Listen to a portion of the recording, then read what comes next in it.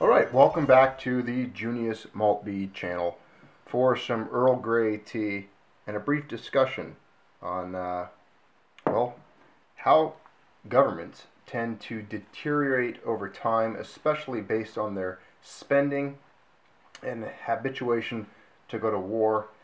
Even though, yes, sometimes war is unavoidable, we will see one of the economic consequences of spending to fund war and what eventually occurs with currency in history. And we're just going to use a small example here, thanks to some recently acquired British coinage.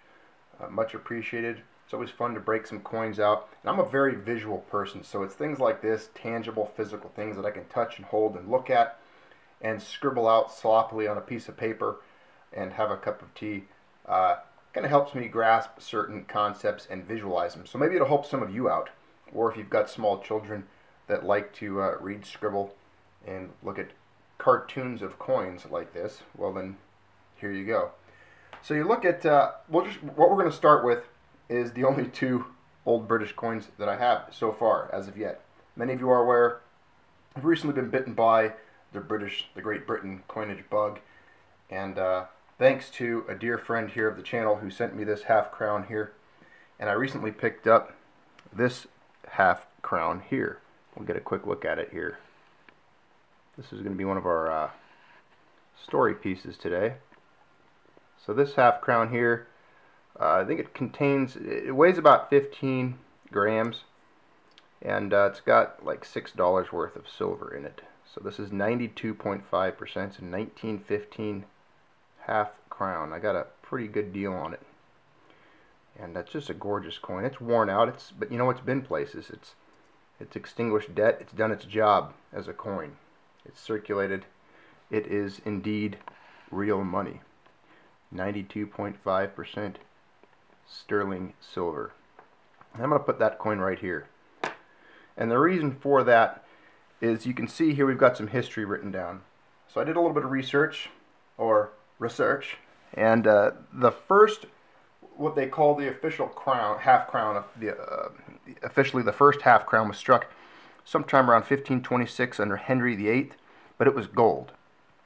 So that's back here, that's in the past. Let's come to 1549, 1551, the half crown of silver. Now that was struck. And if you remember, recently we covered some of these coins in a discussion on wages, coinage, and the cost of living in England over time. From 1550, we'll say, right around here, 1549, 1551, when the first half crowns of 92.5% silver were struck. I'm assuming they struck them in that period even back then, because England was known for having some of the purest silver coinage. It was 2 shillings and 6 pence in value, or 1/8 of a pound. And if you recall, a pound is, well, a British sovereign. 0.2354 ounces of fine gold are in a British sovereign. Now these things were consistent, fairly consistent, from this time period all the way up here to 1919. Well, in 1919, what did they do? If you can see that, we'll move this up just a hair. There you go. In 1919, they went from 92.5%, which this one here is, to this lighter coin, which is only 50% silver. So this beautiful half crown is half the purity, essentially. It's 50% rather than 92.5%. Now, why did they do that? What was significant about this time period? Well, just prior to that, England had spent an incredible amount of its nation's wealth to fund World War I, to fight World War I. War's expensive. You had to pay troops, build mechanized equipment, launch ships. All of those things cost the crown, cost the nation, cost the people wealth. When you go to war, you spend blood and treasure. And of course, they lost a lot of blood, and that, to me, is much more valuable than any medal, of course. But you know, a lot of British men were killed and lost their lives due to, well, exactly what we see here. A war taking place just prior to 1919, World War I. Well, then World War II occurred, and they had to pay for that. So you look at this crown, this half crown, it's 50% silver. Well, when you get right up here, 1946, they changed the purity of them again. No longer any silver at all. So from 1947 onward, the coins are like as you see here. As the dear friend of mine that hooked me up with some of this British coinage refers to them as pocket shrapnel, or shrapnel. There's no precious metal in them whatsoever. However, they're beautiful to look at. They're nice to hold. They have incredible images and inscriptions placed upon them by the government, by the Royal Mint. However, the only value that is placed in them is that which is done by faith and which is instilled in it by government fiat. And I'm not singling out Britain here, or the UK in any way, for this is the same course of events that's occurred in every modern nation today. England, it looks like, took its silver out of circulation a little bit earlier, a little bit sooner than we did here in the United States. As many of you are aware, U.S. silver remained in coinage up until 1964. Then they reduced it. We saw that reduced amount, and I believe they're 40% were floating around in the JFK half dollars and such, and then those were wiped out. And ever since then, it's just been cupro-clad nickel, garbage, just copper, nickel, and nothing of real value to it whatsoever. And that coincided with, us removing the silver with the Vietnam War. And there's a video on this channel about the Vietnam War and the United States pulling silver out of circulation. So if you want, you can go check that one out. And of course, gold was removed from coinage even earlier than that. Of course, there's a lot that plays into this. Not only the silver-gold ratio, as we discussed in the last video. If you recall, one of the examples I brought up that really made sense to me was that a silver half crown like this would buy a pig for slaughter, and a whole pig, which is today anywhere from $150 to $250 here in the United States.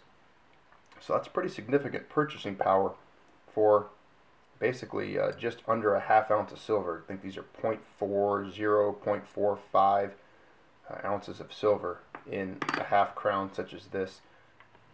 However, if you recall, this coin here, this half crown, back in the day, you could exchange these for a gold sovereign, 8 of them. If this is 1/8 of a sovereign, you could get a pound for 8 half crowns. Now, the pounds you see today are definitely not worth exchanging your silver half crowns for. These don't contain any precious metals in them, and even though it says 1 pound on it, it surely is not a pound sterling any longer, and there is no gold in any of these, even though they're made to perhaps look like they contain precious metal. They indeed carry none. That's what entitlement programs, welfare programs, that's what governments do. They spend more than they have, and they drive their currency down to eventually no value whatsoever. And I'm sure some of you over there in the UK have seen over time a change in your currency's purchasing power, a change in living conditions, a change in your country culturally. There's been social and economic and demographic shifts across this span of time here, and you can see that throughout that deterioration, you've also seen a deterioration in your coinage, in its content. And I think it's symbolic. I've always thought it was symbolic, especially here in America. As the coin content is diluted and corrupted and made to appear as if it were something that it's not, so the way the culture goes. The culture slowly becomes corrupted and immoral. It seems like the culture becomes less honest, less ethical, and puts a facade on and tries to appear like things they are not. Whereas back when coinage was more pure and it was what it represented, it seems like that you could make a deal on a handshake. There were contracts that were honestly fulfilled with sound money, and the wealth of a great nation was held in land and in trade and in precious metals, sound money coinage. Well, thanks for joining me for this mug of Earl Grey tea and a brief conversation on British coinage here that we have. Stand by for more coinage, as I have, like I said, been bitten by a bug, and it's not something I'm investing in, and I'm not trying to get any slabbed or graded versions. I'm just trying to get some really cool old versions of British coinage.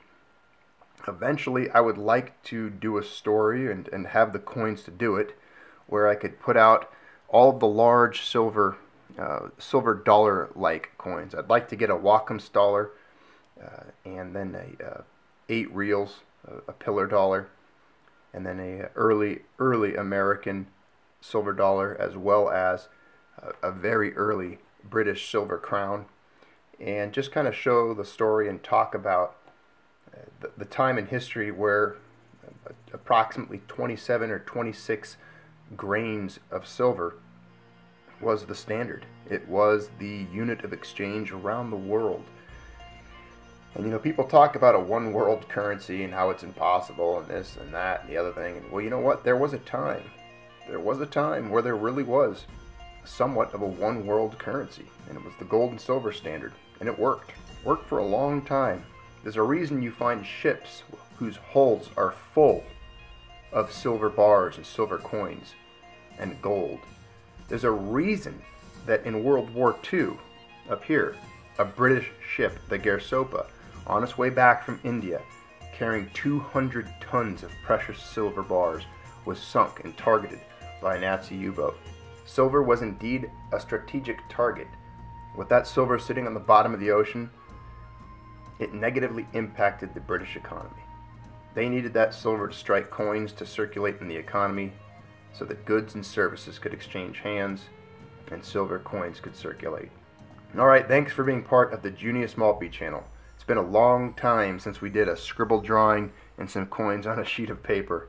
If any of you are interested, I will fold this paper up as I've done in the past and throw it in the mail to you, if it is the scribble you would like. If you really want a piece of scribble like that, let me know. Alright, thanks for tuning in. Thanks for being part of this channel. I always appreciate each and every one of you, your comments, your contributions, your insight, your personal experiences. Everything you guys throw down below is what makes this channel what it is. Thanks for being here. Have a good day.